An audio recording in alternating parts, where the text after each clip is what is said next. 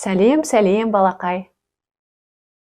Күнделікті менің ертегімді тосып отырған боларсың. Ендеше, берек экранға жақында. Мен саған ақ тиін мен қасқыр туралы ертегі айтып беремін. Ақ тиіннің орманда мекендейтінін білесің, я? Ол жүні үлпілдеген өте әдемі кішкентай аң. Ақ тиін бір күні бұтақтан бұтаққа секіріп жүріп, жерде ұйықтап жатқан қасқырдың үстіне құлайды. Қасқыр орнынан атып түрегеп, тиінді ұстап алады. Тиін қасқырға жалына бастайды. Мені жеме, жіберші, дейді қасқырға. Қасқыр сол кезде оған былай депті: жарайды, мен жіберейін, бірақ менің бір сұрағым бар. Осы сендер неге үнемі қуанып, шат-шадыман болып жүресіңдер? Соны айтшы, дейді екен.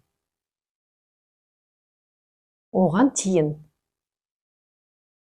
жарайды, айтайын, тек мені бірінші босатшы.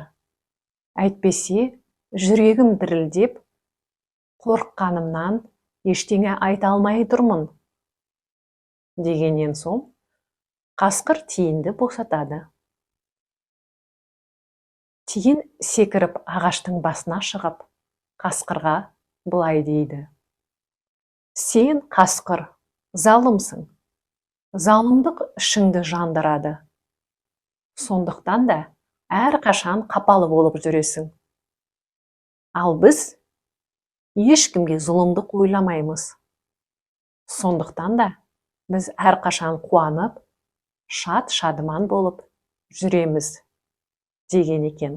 Сондықтан да өзің айналаңа шуақ шашып, елдің барлығына жақсылық ойлап жүрсең, сенің де көңіл күйің көтеріңкі болып, шаттанып жүретініңді ұмытпа. Осы қағиданы өмір бойы есіңе сақтайсың деп ойлаймын. Жарай ма? Келістік. Ал енді мен сенімен ертеңге дейін қоштасамын. Қош сау бол.